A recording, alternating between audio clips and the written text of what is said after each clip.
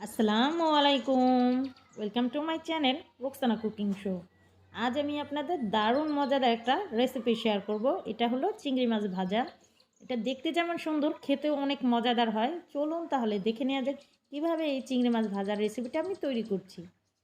প্রথমে আমি 500 গ্রাম চিংড়ি মাছ নিয়ে নিচ্ছি। আমি মাছ দাঁড়ার মধ্যে যে রগটা থাকে সেটা আমি কেটে ফেলে দিয়েছি। এখন আমি একটা ছুরি দিয়ে, যাতে চিংড়ি মাছগুলো একটু সোজা থাকে, যেহেতু আমি মাথা রেখেছি, ভাজার পরে আর সোজা থাকে নেই। আপনারা যদি মাথাটা ফেলে দেন তাহলে কিন্তু আপনাদের এবি ফ্রাইয়ের হয়ে যাবে। এটা আমি এখন চিংড়ি মাছ ভাজাই বানিয়ে ফেলেছি। দিয়ে দিচ্ছি 1 টেবিল চামচের মতো লেবুর রস, দিয়ে দিব লবণ, যাতে একটা মাছের ঘ্রাণ থাকে সেটা যেন না থাকে, সেজন্য আমি লেবুর রসটা ব্যবহার করেছি। আমি সবগুলো মাছ এইভাবে মাখিয়ে নিয়েছি লেবুর রস দিয়ে। অন্য একটা পাত্রে আমি একটা ডিম নিয়ে নিয়েছি, দিয়ে দিচ্ছি সামান্য পরিমাণ লবণ, দিয়ে ভালো মতো ফেটিয়ে নিচ্ছি। অন্য একটা পাত্রে হাফ কাপ ময়দা দিয়ে দিচ্ছি 1/2 টেবিল চামচ মরিচের গুঁড়া, গোলমরিচের গুঁড়া। এটা আপনারা সাদা গোলমরিচের গুঁড়াটাও ব্যবহার করতে পারেন, আবার কালোটাও করতে পারেন। দিয়ে দিচ্ছি 1/2 টেবিল চামচ আদা গুঁড়া, দিয়ে দিচ্ছি 1/2 টেবিল চামচ মরিচ গুঁড়া, আর সামান্য পরিমাণ চাট মশলা দিয়ে আমি চিংড়ি মাছগুলো ভালো মতন গড়িয়ে নিচ্ছি।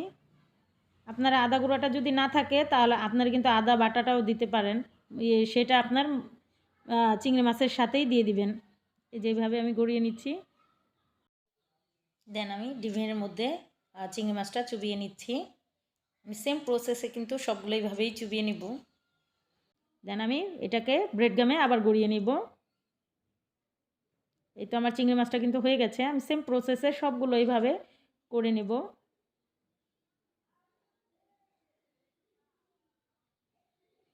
একটু চেপে চেপে করবেন যাতে পড়ে না যায়।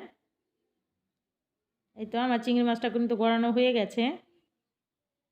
অন্য একটা পাত্রে আমি পর্যাপ্ত পরিমাণ তেল দিয়ে দিচ্ছি। তেলটা গরম হয়ে গেলে দিয়ে দিব চিংড়ি মাছগুলো। এখন দেখা যাচ্ছে সোজা আছে, যখন আপনার চিংড়ি মাছটা হওয়া ধরবে তখন একা একাই বেঁকা হয়ে যাবে। আপনারা যদি চিংড়ি মাছ এবি ফ্রাই করে খেতে চান তাহলে মাথাটা রাখবেন না, আর যারা মাথাটা পছন্দ করেন তারা এভাবে ভেজে খেয়ে ফেলবেন। আমি উল্টেই দিচ্ছি অপর সাইড হওয়ার জন্য। আমার মাছগুলো কিন্তু ভাজা হয়ে গেছে। আমি মাছগুলো একটা বাটিতে নামিয়ে নিচ্ছি। সসের সাথে হয়তোবা চাটনির সাথে আপনারা এটা পরিবেশন করতে পারেন। এটা কিন্তু খেতে কিন্তু দুর্দান্ত হয়। আপনার মাথাটাও খেতে অনেক মজা হয়, আর এইভাবে খেতেও ভালো লাগে।